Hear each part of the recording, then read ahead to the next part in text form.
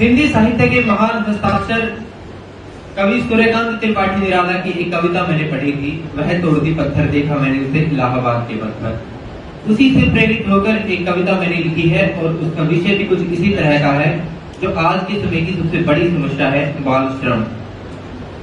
तो उसके ऊपर मेरी कविता है सुन।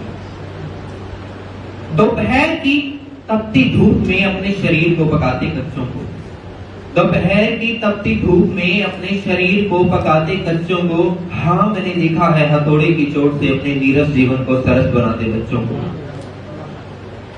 मुर्गे की भांति सुबह होने से पहले ही उन्हें काम पर लगा दिया जाता है, मुर्गे की भांति सुबह होने से पहले ही उन्हें काम पर लगा दिया जाता है। जिन हाथों में कलम होनी चाहिए थी उन हाथों में हथौड़ा पकड़ा दिया जाता है। जिन कानों में हम होंगे कामयाब गूंजना चाहिए था, उन कानों में जल्दी जल्दी हाथ चलाओ की आवाजें भर दी जाती हैं। जिन आंखों में राष्ट्र के उन्नत भविष्य का स्वप्न होना चाहिए था, उन आंखों में पारिवारिक समृद्धि की चमक भर दी जाती है।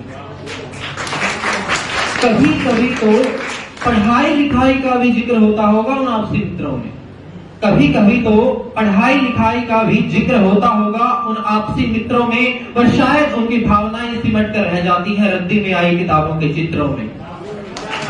घोषणाओं के नाम पर सरकारें सिर्फ यही बता पाती हैं कि भारत विश्व गुरु बनेगा, घोषणाओं के नाम पर सरकारें सिर्फ यही बता पाती हैं कि भारत विश्व गुरु बनेगा, और संस्कारों के नाम पर एक माँ सिर्फ यही सिखा पाती है कि मजदूर का बेटा मजदूर ही बनेगा। माँ भी मजदूर होती है, पिता भी मजदूर होता है, पूछे भी तो किससे पूछे, पूरा परिवार ही मजदूर होता है। उनकी जुबान को सील दिया जाता है सीमेंट के बोरों की तरह, उनके कोई सवाल करने पर भी पाबंदी है। अब उन्हें कौन बताए कि जिस गंदी नाली से वो कचरा निकालते हैं, उस नाली से ज्यादा यहाँ लोगों की मानसिकता गंदी है। जिन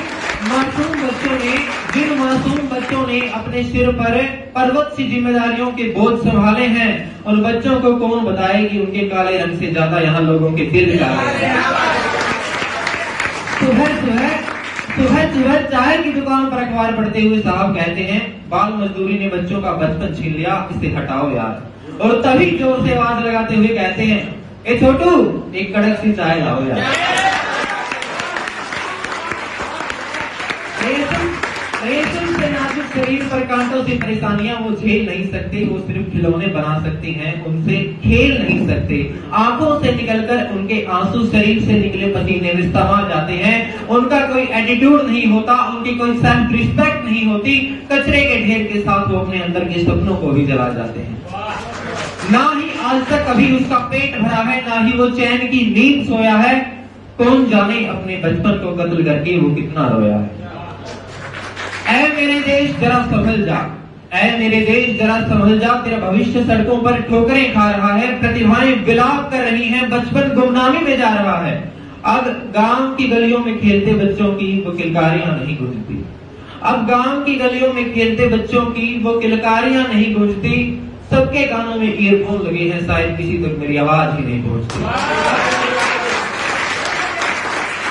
स्वयं को बुद्धिजीवी समझने वालों को देश की वास्तविक समस्याओं से नजरें चुराते हुए, स्वयं को बुद्धिजीवी कहने वालों को देश की वास्तविक समस्याओं से नजरें चुराते हुए, हाँ मैंने देखा है मासूम से बच्चों को कुछ पैसों के लिए ट्रेन में टफली हो जाते हुए।